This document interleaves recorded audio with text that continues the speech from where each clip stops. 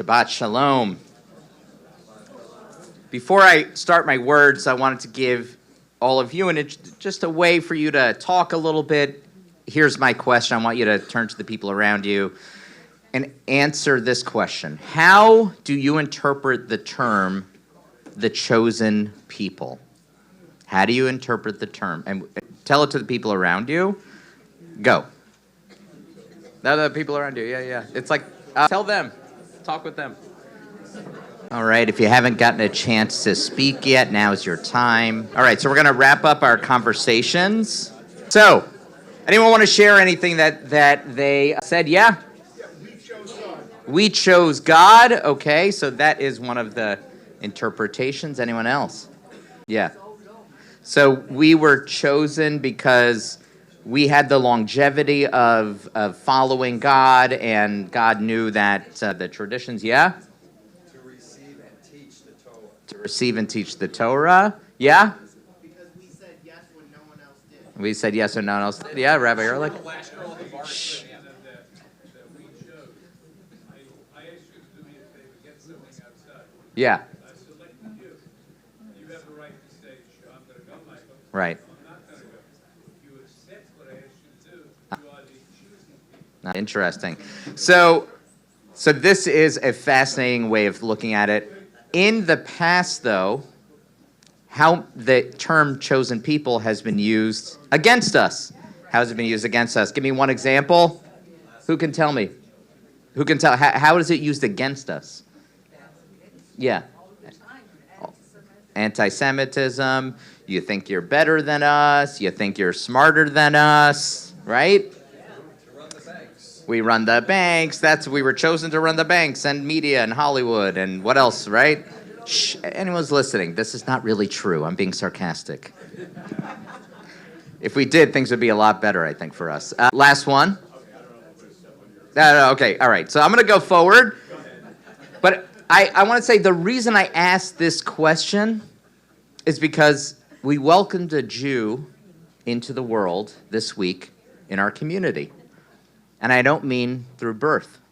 One of our seekers, a woman who raised her children in a Jewish home, has been married for nearly 30 years to a Jewish husband, a man, decided after October 7th, 2023, to officially join the Jewish people. And that happened this week. And as I was there, we're there at the Beit Din, the mikvah, and I found myself almost envious of Jen. That's her name, Jen Porat. Because she experienced something that those of us who are born Jews will never quite experience. She chose to be chosen. Conversion to Judaism, for those who know about the process, it's not symbolic, it's not easy. It involves years of learning and practice. You have to live a Jewish life in a Jewish community. And then after that year or 2-year process, you stand in front of a Beit Din, which is 3 rabbis, and you are questioned, and then you immerse into the mikvah. And our tradition teaches us, the Talmud says, that when a person emerges from the mikvah, they are as if they are a newborn baby.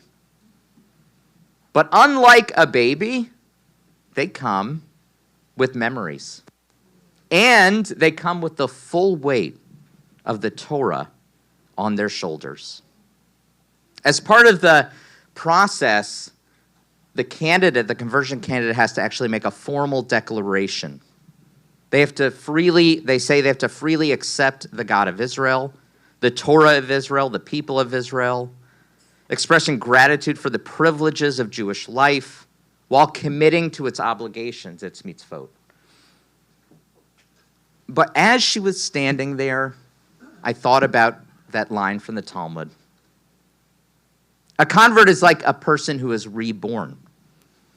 And I thought, what does it mean to walk out of the mikvah, taking on an entire covenant, most of which you don't know because you've only been learning for a year or two? What does it mean to fully accept that weight willingly, especially during these times? We live in times when it seems like it would be crazy for people to become Jewish, to say, I want to be part of the chosen people. And I look at them and I say, what does it really mean to choose this life? Jen wrote about this in her essays, and I wanted to share it with her permission. Early in her marriage, she thought about converting, but as she put it, life carried on. From time to time, she reconsidered, but her husband felt a formal conversion was unnecessary. He said, you're more Jewish than most Jews. You don't need to convert. 30 years later, 2 kids later, October 7th, 2023, as she watched the global response to that massacre and the rise in anti-Semitism, she wrote, it felt personal because it was personal. She began to think about all the Jewish people who uplifted her throughout her entire life. There was her husband, of course, but so many others. In her mostly Catholic high school, a Jewish guidance counselor provided weekly support to students who had lost a parent. Later, as a young social worker, many of her supervisors and teachers were Jewish.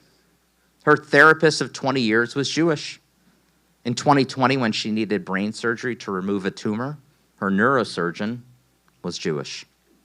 In a world where Jews make up only 0.2% of the population, and only 2% of the population in America, she noticed that the people who showed up for her when it mattered the most were usually Jewish. She also reflected on the Jewish writer. She is a professional writer who shaped her inner world. In college, a mentor introduced her to a medieval writer named Maimonides. She read Bernard Malmud. Later, she encountered Viktor Frankl in graduate school.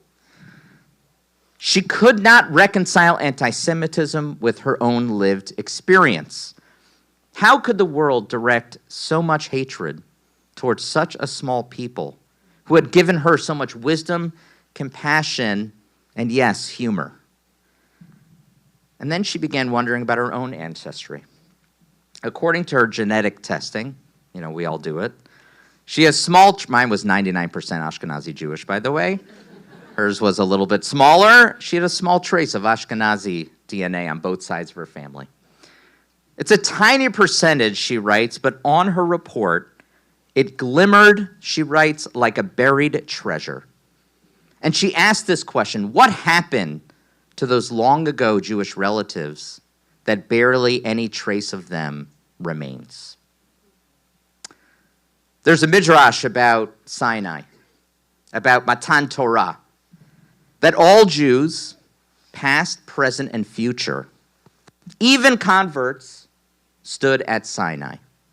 Meaning all of us were there. That's why we stood.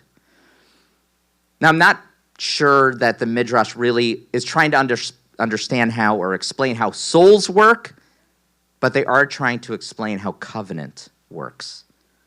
Sometimes a soul recognizes a covenant before the mind can explain it. And that brings us back to our original question. Why are we called the chosen people? At this point in the Torah and Yitro, we learn that we are chosen for the Torah. But the Torah is more than just a book. I want to take a step back. Remember where our ancestors were at this moment at Matan Torah. They're just freed slaves. The only way they were connected was through slavery and some distant version of tribes and maybe some ancestors. And then God begins to shape them as a people. The first mitzvah, create a calendar. Set your own time. You're no longer a slave to Pharaoh. But that wasn't enough. The Parsha brings the final step to the formation of a people, and that is the creation of a covenant. The Midrash describes Sinai not just as revelation, but as a marriage, as a chuppah, Mount Sinai over us, and the ketubah is the Torah. But Sinai was a moment of connection not just between God and Israel, but amongst the people themselves. The Torah says that Israel encamped there before the mountain. And the word is vayichan, which is, in singular, encamped. And Rashi notices this, Rashi, the well-known medieval commentator, and he says, vayichan, they camped there. It says singular. It should say they all camped there. He says, Israel, that it comes to teach us that Israel encamped as one person with one heart. Ki ish echad belev echad. And I understood that more broadly. A person cannot live forever, but a heart can. Sinai was not only a moment in the past, it is the breath of the generations that we pass from generation to generation, carried in the living hearts of those who choose to live by this book and this way of life. And that is why the Midrash teaches that the souls of all Jews, past, present, and future, born and converted, stood at Sinai, because covenant transcends time. Sinai binds us across generations, but history reminds us that not every Jew remains bound in the same way. Last week, for Parsha B'Shalach, I shared that only 1/5 of the Israelites left Egypt. The rest of them died or stayed behind. I also shared my own personal family story, that my mother, who is Polish from Poland, and all my family from Poland, that only 1/10 of Polish Jewry survived the Holocaust. That's less than 1/5. But not every loss in Jewish history came at the hands of our enemies. Some came through our own hands. Across generations, many Jews laid down the Torah. It was too heavy, and they moved on with their lives. And generations upon generations later, their descendants experience what Jen experienced this week: a faint glimmer like buried treasure. They wonder what happened to their long ago Jewish relatives and why barely a trace remains. It's not easy to be part of the chosen people. Wherever we live, whenever we live, like Tevye the milkman said, once in a while, can't you choose someone else? But that's not my answer. And it's not the answer I want to give you either. It certainly was not the answer that Jen gave this week, or the 4 others who chose to join our people after October 7th, 2023, when so many turned away from us. This Sunday, during the Super Bowl, you will see you'll see many expensive advertisements, but you will see that Jews are in one of them.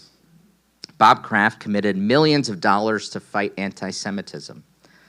15 million, 8 million to go into a 1 30-second ad. Now, I'm not here as a rabbi to tell people how to spend their money, but I do it often. So if Mr. Kraft was listening, who's an amazing person and a philanthropist and such a great gifted leader for the Jewish people, my answer would say, invest the other 8 million in Torah. Because fighting anti-Semitism, it's not just our responsibility. It's a moral obligation for the non-Jewish world as well. And our task is also a bit different. When hatred tells us to be less Jewish in order to be safe, our response is to do the opposite, to be more Jewish, to wear your kippah with pride in safe ways, to cling to the teachings of our ancestors, to learn your story and pass it on. We were not chosen because we were better than any other people. We were chosen because we choose this history, this covenant, this brit, and the life of Torah. So raise your head high. Be proud, because even now, even in this moment, others are choosing what was simply chosen for us. I want to end by sharing the name that Jen chose, her Hebrew name, which she will be known by, Esther. She wrote, "When I learned about Queen Esther, my desire to convert was fully ignited. I wanted to stand beside my friends and loved ones. I wanted to carry some of their pain. How can I continue benefiting from Jewish life without taking on some of the risk of being Jewish too? For her Hebrew name, she chose Esther because she was drawn to Esther's courage. That courage comes from the book of Esther. Esther sits safely in her palace in the 4th chapter. Her Jewish identity is hidden. And when her people face annihilation, Mordecai sends her a message. Do not imagine that you will escape because you are in the king's palace. If you remain silent, relief will come from elsewhere, but you will be lost. And who knows if you have come to this moment for just such a time as this. We live in a moment when Jews are being told explicitly or implicitly to feel shame for who you are and for the life that was chosen for us or the life that we choose. And I see Jews passionately standing up for every oppressed group and sometimes struggling to stand up for themselves. Not because they lack compassion, but because I believe they have not been truly taught how precious they are and how special they are. As my friend Rabbi Lior Sani tells his children and all of his audiences, be yourself, everybody else is taken. Judaism has never taught us that we are chosen instead of others. It teaches us that we're chosen for something, for responsibility, for courage, and for showing up. Because it's hard to stand up for others if you can't stand up for yourself. Today, all of us have been crowned with the gift of Torah, but it's not a book. It's a living, breathing covenant. Torah lives when we show up here, when we study together, when we visit the sick, when we feed the hungry, when we daven, when we eat, when we learn together, when we carry our stories forward. Torah is not something that we inherit, it's something we choose to inherit. Today, like babies reborn, every year at Yitro, we accept that covenant once again. You are all chosen. And now the question is, what will you do with that gift? Wishing you all a Shabbat Shalom. And may we all choose Torah from here on out and spread it throughout the world. Amen.